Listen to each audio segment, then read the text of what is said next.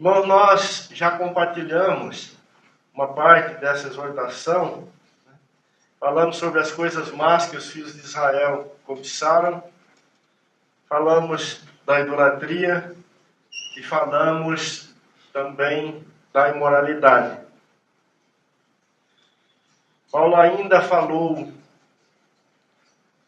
daquele momento em que os filhos de Israel colocaram o Senhor à prova, e também de um outro momento que eles murmuraram diante do Senhor.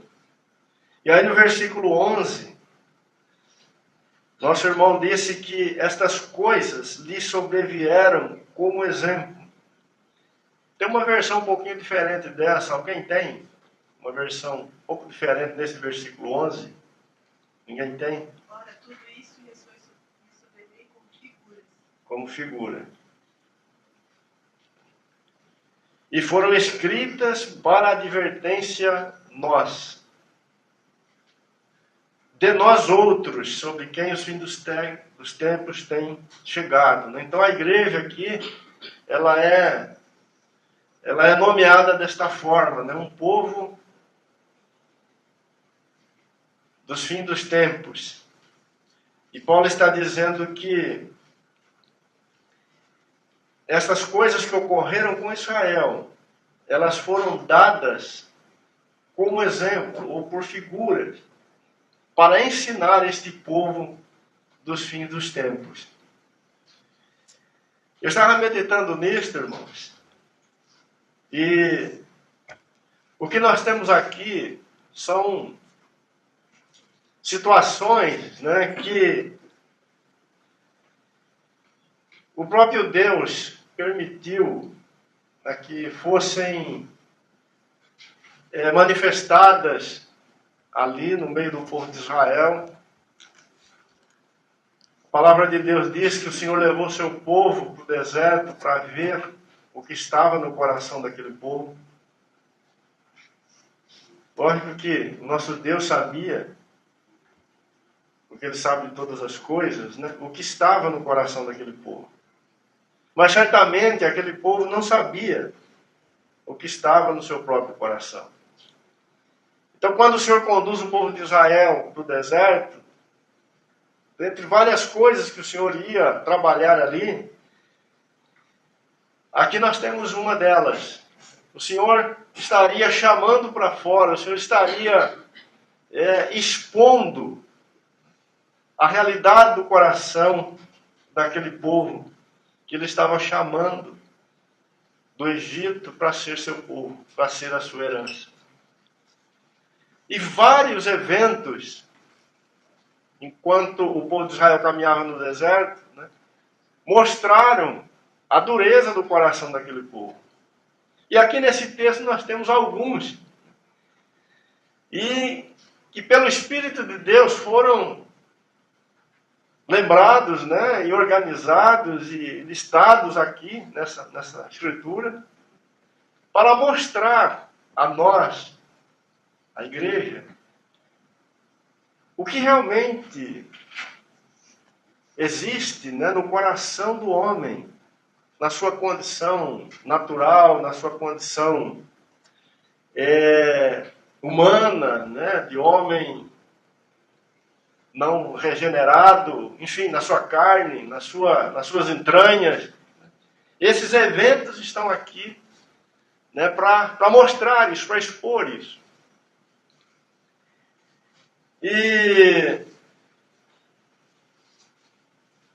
o nosso irmão Paulo, ele chama a atenção ali dos irmãos de Corinto, agora regenerados, salvos em Cristo, igreja do Senhor, para que eles não ignorassem essas coisas. Porque assim como Israel foi provado lá no deserto, eles também, como povo de Deus, seriam provados, seriam exigidos. E queria o Senhor com isso dar aos seus filhos um coração diferente, um coração que fosse capaz de viver acima de todas estas fraquezas, que Israel não foi capaz de viver. Viver acima destas coisas, não com as suas próprias forças e por suas próprias forças, mas pelo socorro do Senhor. Porque agora eles estavam, em Cristo Jesus. É verdade que Paulo lembra que os irmãos, os filhos de Israel, estiveram debaixo da nuvem, debaixo da coluna de fogo, foram batizados no mar, beberam daquela pedra espiritual, mas mesmo assim, aquele povo fracassou. Mas nós sabemos que todas aquelas coisas eram sombras da verdadeira fonte que a igreja tem bebido. E, portanto, a igreja, esse povo dos fins dos tempos, tem condições, na realidade de Cristo Jesus, de responder de forma diferente diante de seu Deus. Porque não estamos mais nos relacionando com sombras e com tipos, mas com aquele que é a realidade de tudo isso, o Filho de Deus. Aquele que veio, para consumar todas as coisas. Amém, queridos? Uma outra coisa importante aqui, antes da gente prosseguir, se a gente continuar lendo, versículo 14, Paulo vai dizer assim: portanto, meus amados, fugir da idolatria. Versículo 20. Antes digo que as coisas que eles sacrificam. Versículo 19. Deixa eu ler o versículo 19 primeiro. Que digo, pois, que o sacrificado ao ídolo é alguma coisa? Ou que o próprio ídolo tem algum valor? Ou seja, fujam disso. Fiquem longe disso. Não se aproxime da idolatria. Apesar do ídolo não ser nada, do sacrificado ao ídolo não ser nada. Versículo 20. Antes, digo que as coisas que eles sacrificam é a demônios que as sacrificam, e não a Deus. E eu não quero que vos torneis associados aos demônios. Não podeis beber o cálice do Senhor e o cálice dos demônios. Não podeis ser participantes da mesa do Senhor e da mesa dos demônios. Ou provocaremos zelos do Senhor? Somos acaso mais fortes do que Ele? Por que que Paulo está dizendo isso? Ele está dizendo que quando Israel tropeçou na questão da idolatria, lá construindo aquele bezerro de ouro, Israel, na verdade, se associou a demônios. Não é isso que está escrito aqui? Ele mostra que quem está por trás da idolatria é o diabo. Se a idolatria é um item desta lista de tropeços que Israel teve enquanto caminhava, e por trás da idolatria está o diabo, certamente o diabo também está por trás de todos os outros tropeços.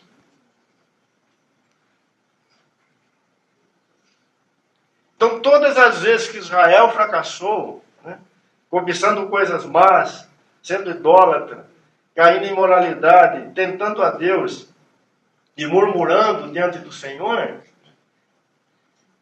Israel estava se associando com aquele que é o inimigo do Senhor, provocando zelo no Senhor e perecendo por causa disso. É muito importante a gente conseguir ver isso nessa advertência do nosso irmão Paulo. Não vamos achar que só a questão da idolatria o diabo estava por trás dela. Quando Israel murmurou, quando Israel caiu em imoralidade e os demais tropeços, lá estava Satanás.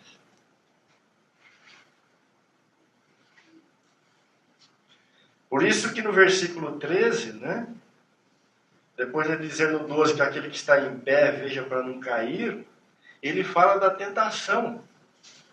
não vos sobreveio tentação que não fosse humana. Quem é o tentador? O diabo. Deus é fiel e não permitirá que sejais tentado além das vossas forças. Pelo contrário, juntamente com a tentação, vos proverá livramento, de sorte que a possais suportar. Se olharmos para o Filho de Deus, quando ele foi tentado, quem estava por trás de cada movimento que ele teve que lidar ali na sua tentação? Quem estava por trás de tudo aquilo? O diabo. Na hora de foi tentado para transformar a pedra em pães, na hora que ele foi tentado por Satanás, né, para que ele, Jesus, tentasse a Deus, quem estava por trás daquilo? O diabo.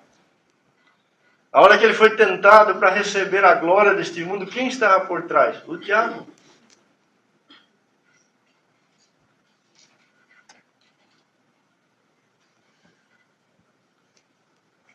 É por isso que Paulo fala que não podemos participar das duas mesas.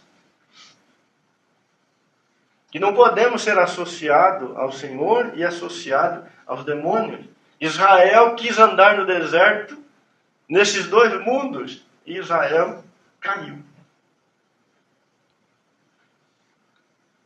E esse povo sobre quem tem chegado o fim dos tempos tem que decidir isso, tem que escolher isso, tem que vencer isso.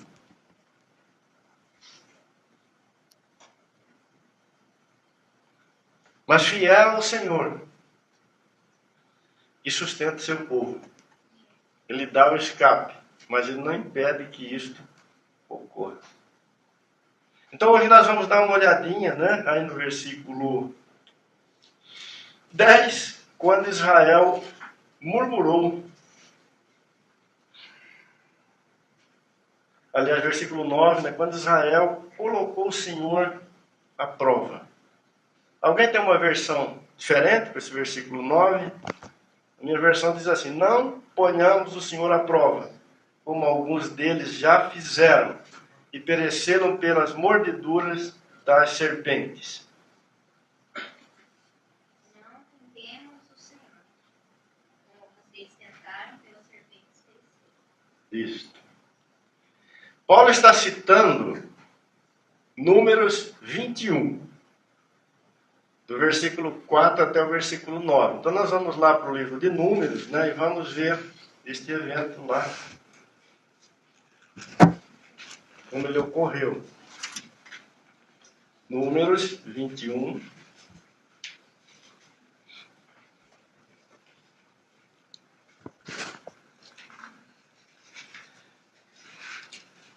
Então partiram do monte Or pelo caminho do Mar Vermelho, a rodear a terra de Edom.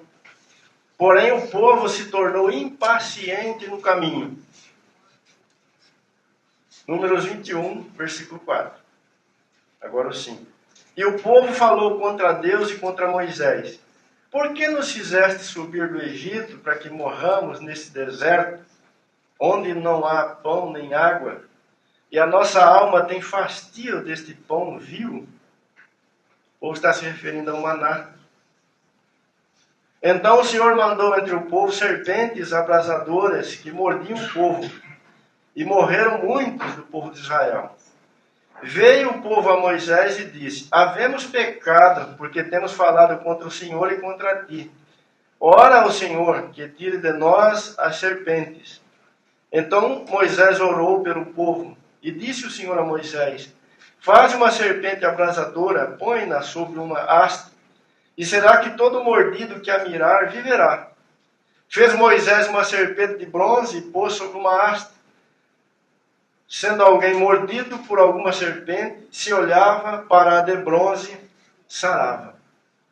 Aqui nós temos o evento citado por Paulo. O momento em que Israel, né, tentou a Deus. Existe um outro texto, e eu quero ler com os irmãos também, em Êxodo, capítulo 17, ele define de uma maneira bastante precisa, né, a questão da tentação. ou do momento em que o povo tentou a Deus. Êxodo 17, de 1 a 7.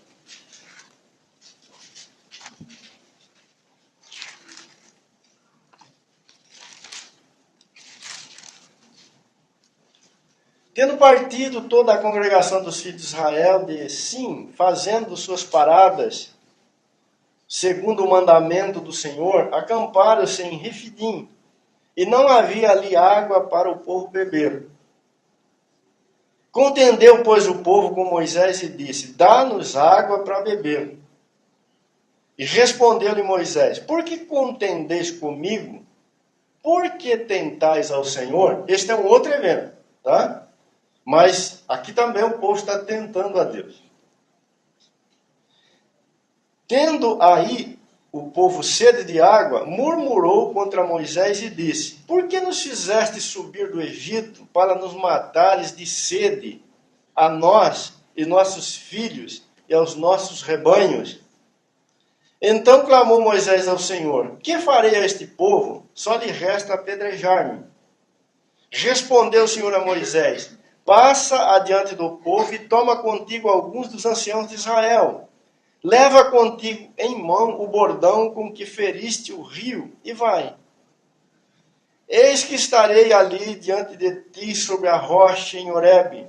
Ferirás a rocha, e dela sairá água, e o povo beberá.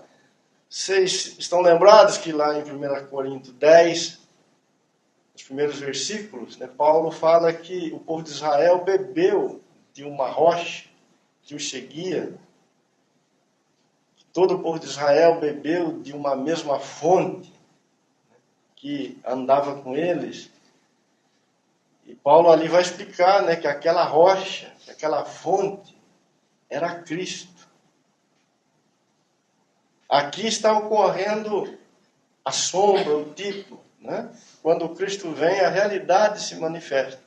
Mas aqui está o povo no deserto, com sede, querendo água. Deus dá essa instrução para Moisés. Vai até Horebe, e lá você vai ferir a rocha. E dela vai sair água, e o povo vai beber.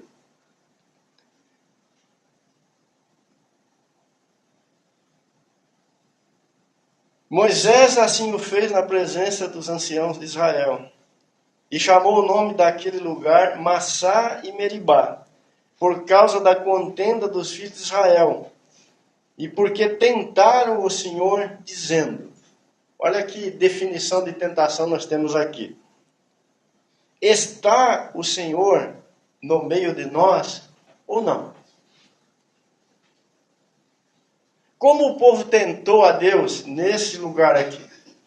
O povo tentou a Deus fazendo esta indagação: está o Senhor no nosso meio ou não? Cadê o Senhor? Nós estamos com sede.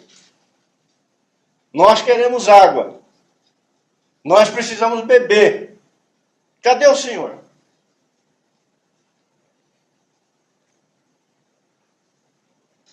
Mas o Senhor estava conduzindo Moisés para aquela rocha, para ele ferir aquela rocha, para que dela saísse água, para que o povo bebesse.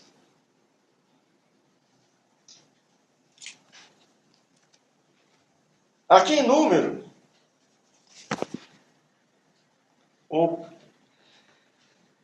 a situação é bastante parecida, né? Eles estão nesse lugar aí, próximo do Mar Vermelho, estão no deserto. E o Senhor conduz aquele povo de uma forma bastante estranha ali, vamos dizer. Nós sabemos que o povo de Israel não se movimentava no deserto, senão quando aquela nuvem ou aquela coluna de fogo se movimentasse. Então o povo só andava quando a nuvem andava. O povo só andava quando a coluna de fogo andava.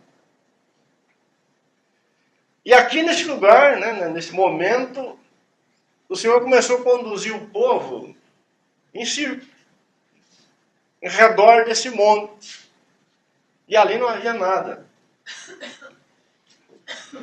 O texto aqui não fala quantas voltas eles deram.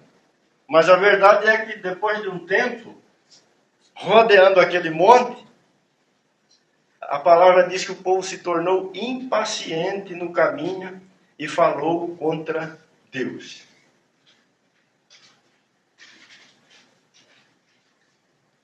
O que será que o Senhor estava querendo ali mostrar para aquele povo?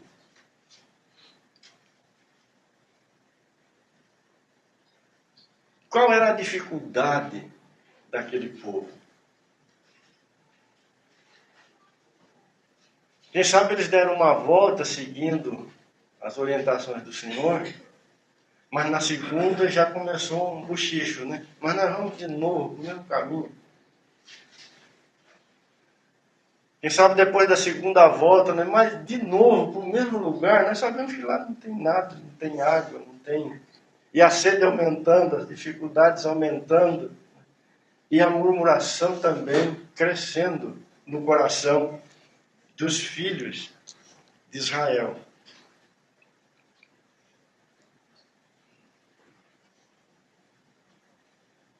Uma primeira coisa que chama a atenção aqui, amados. Israel não foi capaz de crer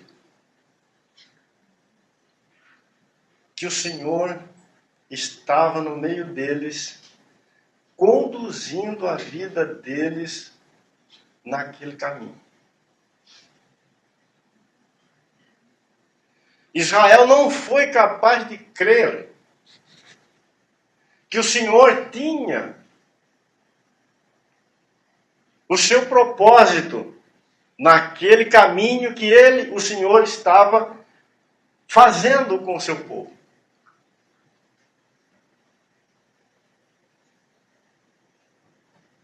Foram necessárias, quem sabe, 2 ou 3 voltas para que Israel já discordasse do caminho do Senhor.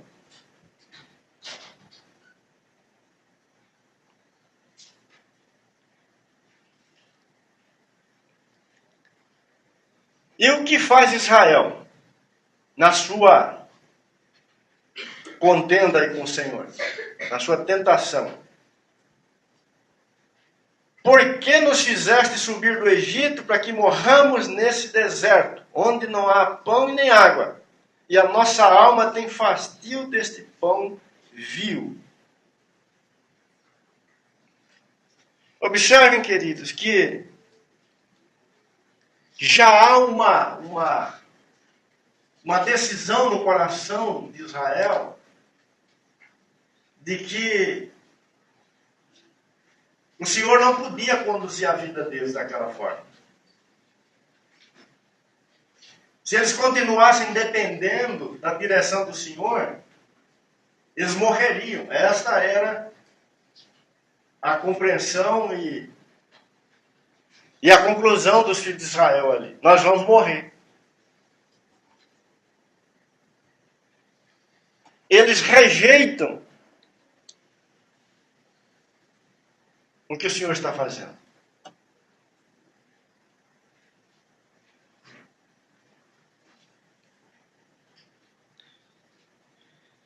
Quando nós olhamos para o Novo Testamento,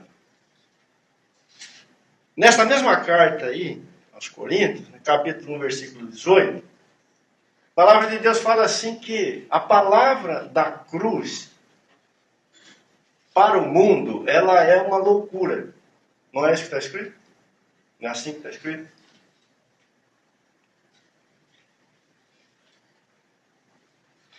O homem natural, o homem na sua razão, na sua lógica, no seu coração incrédulo, ele nunca vai concordar com Deus. Porque ele nunca será capaz de compreender os caminhos do Senhor.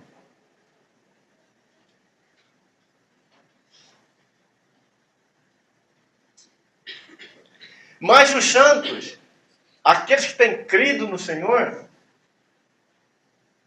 têm um coração completamente diferente. Se a palavra da cruz é loucura para o mundo, os que são salvos, ela é o poder de Deus. Se rodear aquele monte e andar por aquele deserto não tinha nenhum significado para os filhos de Israel, não tinha porque eles não conseguiam crer no Senhor.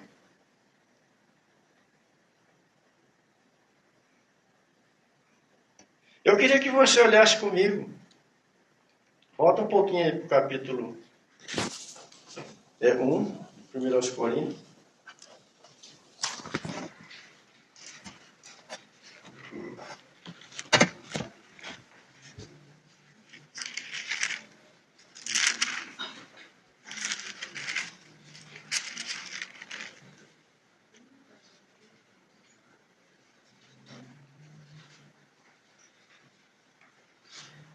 Certamente a palavra da cruz é loucura para os que se perdem, mas para nós que somos salvos, o poder de Deus. Pois está escrito: destruirei a sabedoria dos sábios e aniquilarei a inteligência dos instruídos. Onde está o sábio?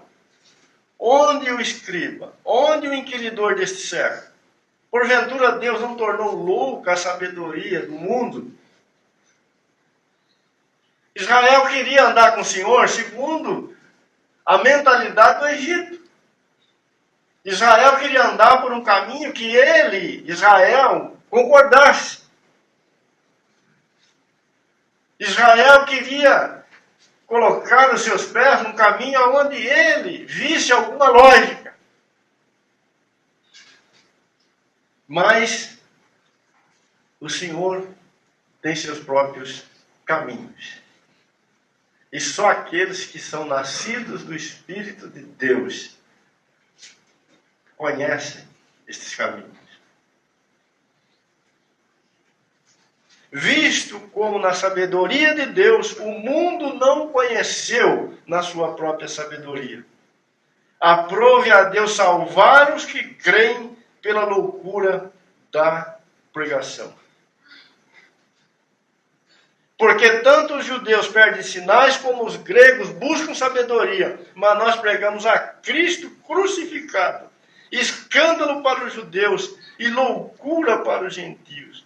Mas para os que foram chamados, tanto judeus como gregos, pregamos a Cristo, poder de Deus e sabedoria de Deus.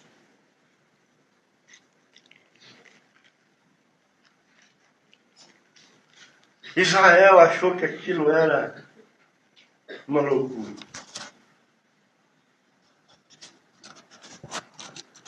E reclamou. No seu coração desistiu. Desprezou o maná que estava caindo todos os dias sobre ele. E o prejuízo foi grande no meio dos filhos de Israel. Irmãos, no capítulo 3 aí de 1 Coríntios, versículo 3, Paulo, ele exorta os irmãos, ele fala que os irmãos ainda estavam andando segundo os homens. Paulo ainda podia ver ali na igreja de Corinto muitos andando segundo os homens. O que isso significa? Andar segundo os homens, de uma maneira bem resumida, significa não andar por fé.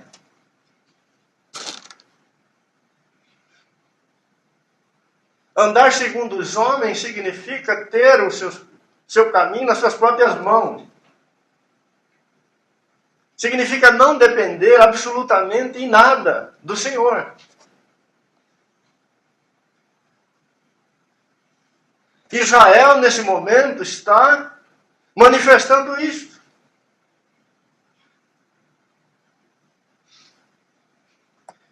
Mas este povo, sobre quem tem chegado o fim dos tempos, tem uma palavra de Deus tremenda declarada para ele, que o meu justo, disse o Senhor, viverá pela fé.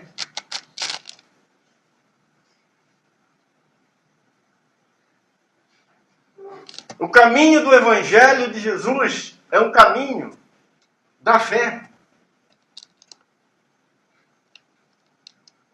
O caminho da fé não é o caminho que o coração do homem natural conhece. Isto para ele é loucura.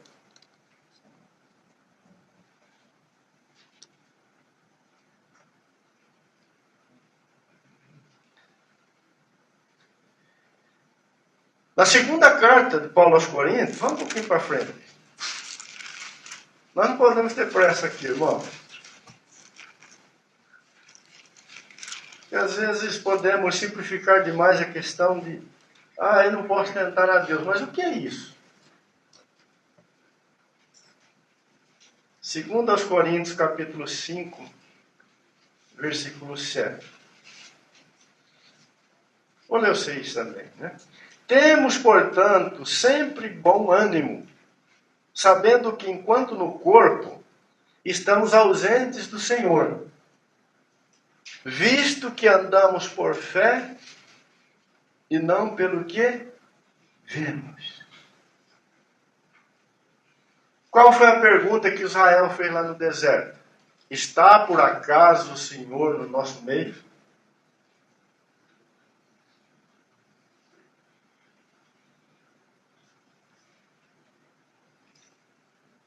O que Israel estava declarando? Nós não queremos andar por esse caminho da fé. Não queremos ter essa dependência de fé do Senhor. O Senhor está no nosso meio. Se o Senhor estiver no nosso meio, tem que brotar água nesse deserto e logo. O Senhor tem que dar provas de que está no nosso meio. Porque se o Senhor não der prova de que está em nosso meio, nós vamos voltar para o Egito. Esta é a questão que está posta ali. Mas aqui nós temos o nosso irmão Paulo.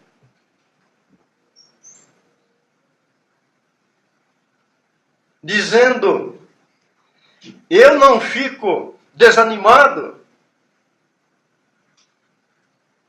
enquanto estou neste corpo, apesar de estar ausente do Senhor. E sabe por que eu não fico? Porque eu não ando por vista, mas sim por fé.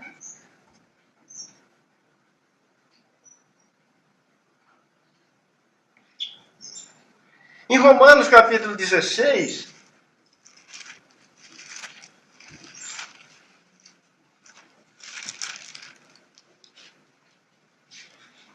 versículo 25, Romanos 16, 25.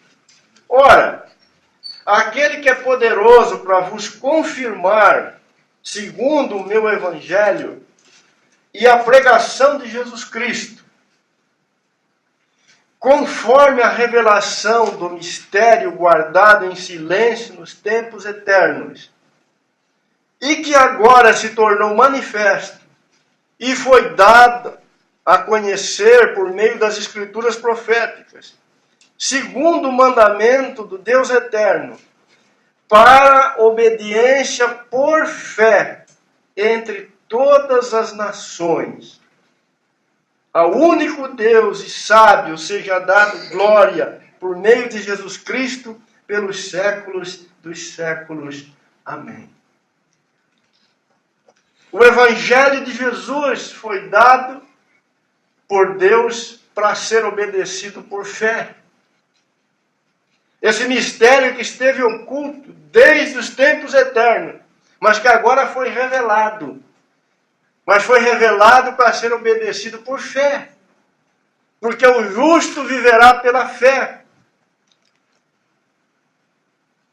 Por isso, Paulo está dizendo aos irmãos de Corinto, não tentem o Senhor como tentaram os filhos de Israel. Quando eles foram exigidos para que demonstrassem ou respondessem em fé, eles não foram capazes.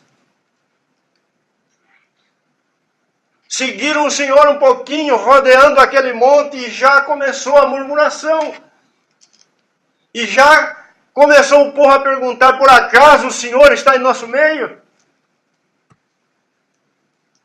Venha Ele logo provar e demonstrar a nós, do jeito que nós queremos, que o Senhor está em nosso meio. Senão, nós retornaremos para o Egito. Ah, irmãos, quantas vozes tem por aí exigindo que Deus prove para o homem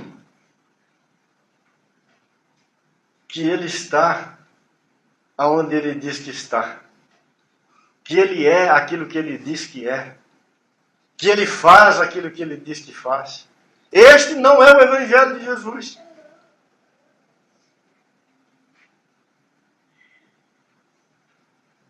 O justo viverá pela fé.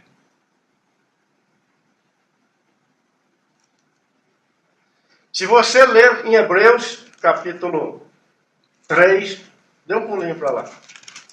O autor de Hebreus vai dizer que os filhos de Israel, eles se rebelaram.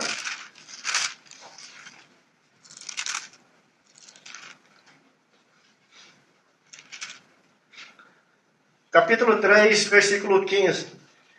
Enquanto se diz, hoje se ouvirdes a sua voz, não endureçais o vosso coração como foi na provocação. Ora, quais os que tendo ouvido se rebelaram? Não foram de fato todos que saíram do Egito por intermédio de Moisés? Todos se rebelaram. E contra quem se indignou por 40 anos? Não foi contra os que pecaram, cujos cadáveres caíram no deserto? E contra quem jurou que não entraria no seu descanso, senão contra os que foram desobedientes? Vemos, pois, que não puderam entrar por causa da incredulidade. Não creram. E caíram no deserto. Não creram. E aí tentaram o Senhor. Não creram e colocaram o Senhor à prova.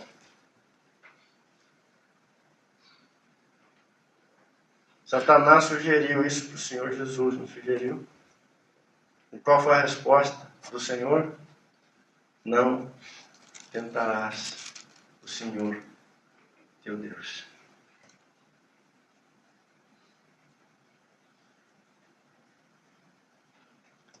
Irmãos, em muitos momentos da vida da igreja e da vida dos filhos de Deus, individualmente falando, vamos ter a impressão de que o Senhor não está conosco.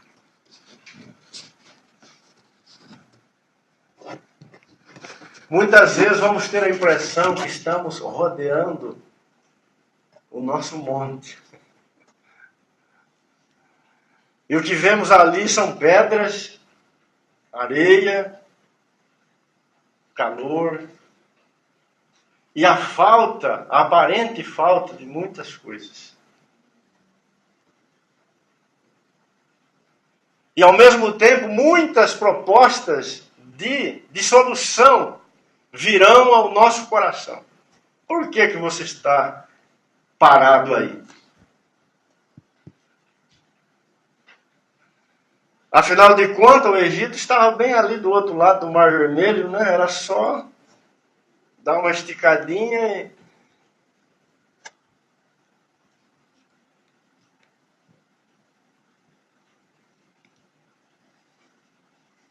Mas por trás daquela pressão, daquela tentação, estava o diabo, o tentador, o adversário do Senhor.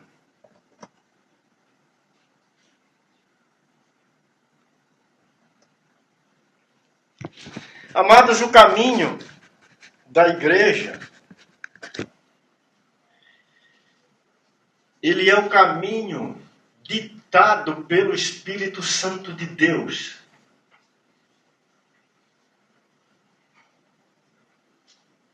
Guarde isso.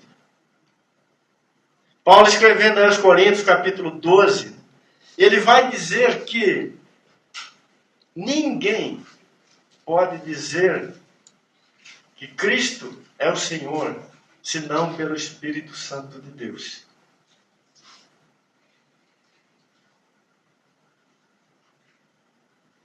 No Evangelho de João, capítulo 16, quando o Senhor está falando da vinda do Consolador, o Senhor vai dizer que quando o Consolador viesse, ele haveria de conduzir os seus filhos a toda a verdade. E que ele, o Espírito Santo, ia dar testemunho de Jesus. Ia falar das coisas que pertencem ao Filho de Deus.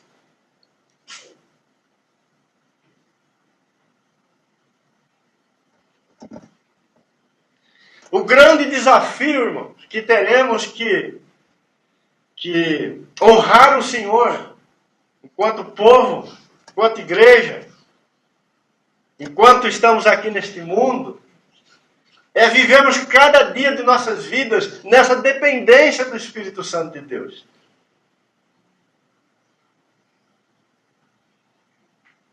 Ele quer nos conduzir numa caminhada de fé e de confiança no Senhor, que é fiel em todas as suas palavras e em todas as suas promessas.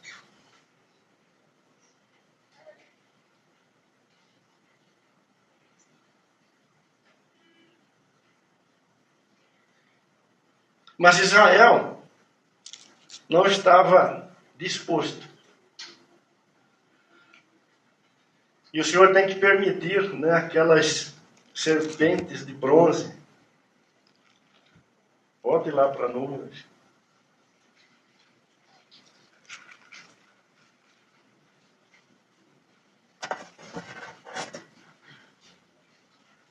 Interessante que depois que as serpentes se manifestaram ali, né, e muitos morreram, então eles buscam Moisés e buscam o perdão de Deus. E o Senhor tem misericórdia deles. Mas observem a solução que o Senhor deu para o povo de Israel ali. O Senhor mandou construir uma serpente abrasadora e colocar numa haste. O Senhor não exterminou as cobras. Não matou as cobras, nem mandou as cobras embora. Elas ficaram ali. O Senhor mandou Moisés fazer uma serpente de bronze e colocar numa haste. Quando alguém fosse picado, ele tinha que correr e olhar para aquela serpente, se ele quisesse viver. De uma certa forma, eles foram, né, colocados numa situação muito didática em relação à fé. Se quisessem viver, teriam que olhar para aquela serpente e crer que sarariam.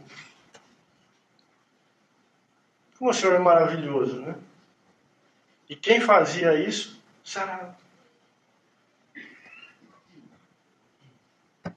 O Senhor depois, quando vem, ele vai dizer que assim como Moisés levantou a serpente no deserto, ele, filho do homem, também seria levantado, para que todo aquele que nele cresce não morra, não pereça, mas tenha a vida eterna.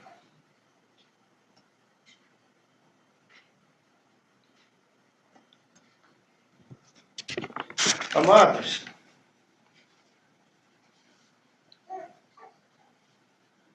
o Salmo 78, verso 40 e o verso 41, eu queria que o irmão lesse para nós esses dois versículos, por favor. Salmo 78, verso 40 e 41.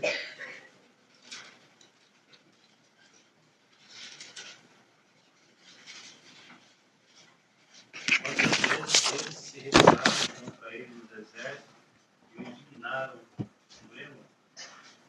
mataram a Deus diversas vezes e irritaram os santos de Israel. Esse salmo aí fala que o Senhor, que aqui Israel, muitas vezes tentou o Senhor no deserto. No livro de Atos, no capítulo 7, versículo 39, Estevão vai falar que Israel, quando lidou com essas dificuldades, né, no seu coração Israel voltou para o Egito.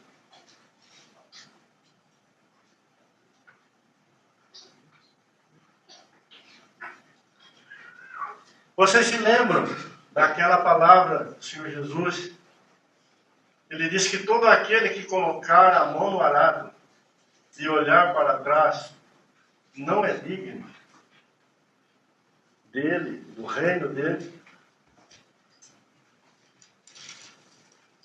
Vocês se lembram do apóstolo Pedro, na sua segunda carta, dizendo que todo aquele que um dia for tirado pelo Senhor, do seu pecado, da sua morte, da sua condenação, e novamente voltar atrás, ser vencido de novo pelo pecado, é comparado com a porca que volta à sua lama e o cachorro que volta ao seu vômito.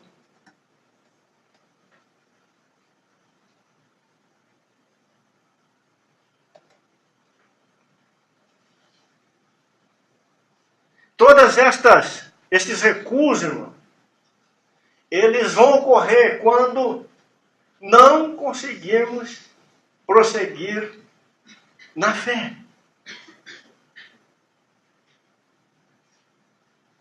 Porque o Evangelho é uma caminhada de fé. Só podemos obedecer o Senhor por fé.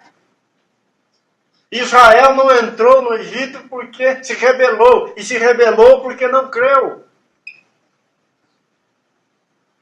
Mas eu quero ler, em Hebreus capítulo 11, a atitude que teve Abraão em relação a isso. Abraão é chamado, né, na palavra, nas Escrituras, como o pai da fé. Veja o que a palavra de Deus fala a respeito dele. Hebreus capítulo 11.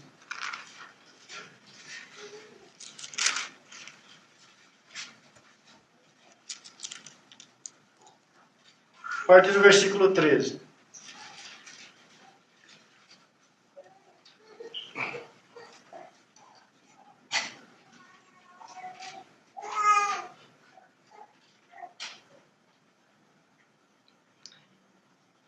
Eu vou começar no 8. Pela fé, Abraão, quando chamado, obedeceu, a fim de ir para um lugar que devia receber por herança. E partiu sem saber aonde ia. Olha que maravilhoso, né? Pela fé peregrinou na terra da promessa como em terra alheia, habitando em tendas com Isaque e Jacó, herdeiros com ele da promessa. Porque aguardava a cidade que tem fundamento, da qual Deus é o arquiteto e edificador. Pela fé também a própria Sara recebeu poder para ser mãe, não obstante o avançado de sua idade, pois teve por fiel aquele que lhe havia feito a promessa. Por isso também de um, aliás, já amortecido, saiu uma posteridade tão numerosa como as estrelas do céu, e inumerável como a areia que está na praia do mar. Todos estes morreram na fé, sem ter obtido as promessas, vendo-as, porém, de longe, saudando-as e confessando que eram estrangeiros e peregrinos na terra. Porque os que falam deste modo manifestam estar procurando uma pátria. E se na verdade se lembrassem daquela de onde saíram, teriam oportunidade de voltar. Mas agora aspiram uma pátria superior, isto é, celestial. Por isso Deus não se envergonha deles, de ser chamado seu Deus, porquanto lhes preparou uma cidade. Que maravilhoso. Abraão, nós podemos incluir aqui todos os outros que aparecem nesse capítulo. Quando chamados, eles foram. E a Escritura está dizendo que eles não se lembravam mais de onde tinham saído. Os seus corações foram colocados de tal forma nas promessas, na palavra de Deus, que aquilo que eles deixaram para trás, nunca mais eles fizeram qualquer gesto, qualquer movimento para retornarem para aquilo de onde eles haviam saído. Irmãos, assim é o Evangelho de Jesus. Este é o Evangelho de Jesus.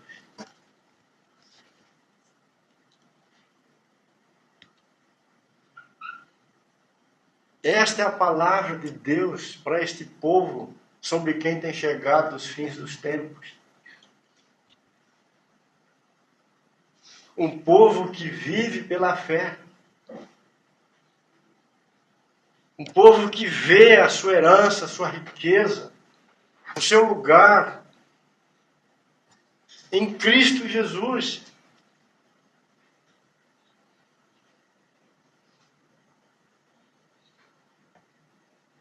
O Senhor nos advertiu, dizendo que seria difícil achar fé na terra quando Ele voltasse.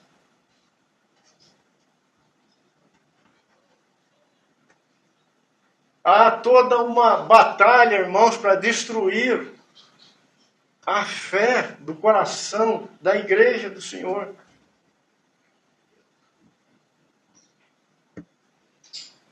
E quando isto ocorre, a manifestação da incredulidade presente, instalada, não é outra senão a mesma que nós encontramos aqui nos filhos de Israel. O tentar a Deus, o exigir que Deus prove as coisas. Não teremos descanso aí. Não seremos capazes de honrar o nosso Senhor. Que o Senhor nos ajude, que nos livre disso. Podemos dizer, irmãos, que Israel não quis a vida de ressurreição. Interessante que o texto de Números 21 fala que eles estavam... Onde é que eles estavam?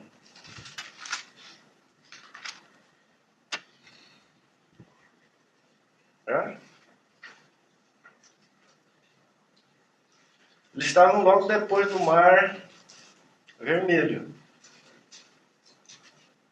E lá em 1 Coríntios, capítulo 10 que nós lemos, Paulo lembrou os irmãos ali de Corinto que Israel foi batizado no mar. Vocês se lembram disso? Israel teve que passar por dentro do mar. O Senhor abriu o mar e Israel passou ali, a pé enxuto. Foi o batismo de Israel no mar.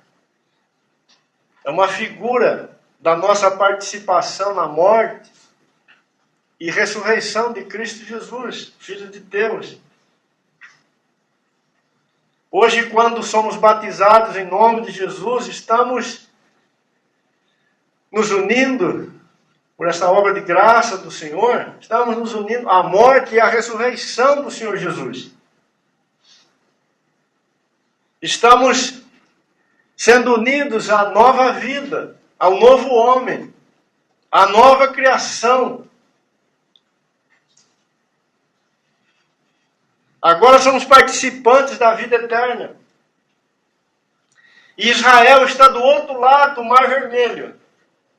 E ali o Senhor está andando com Israel naquele deserto. Mas Israel não é capaz de se firmar nessa posição que ele está. Ele considera o maná um pão vil. E ele acha que o Senhor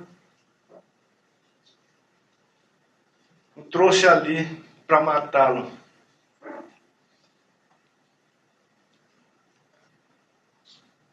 E ele deseja o seu coração de volta para o Egito.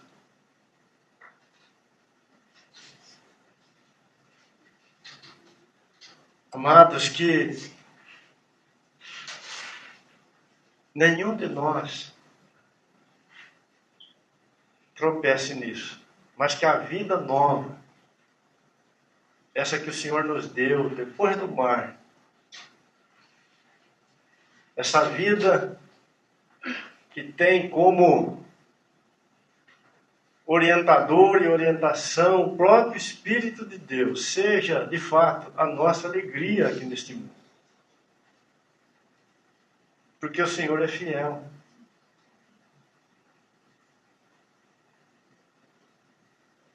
E bem-aventurado aquele que toma isso como sua parte.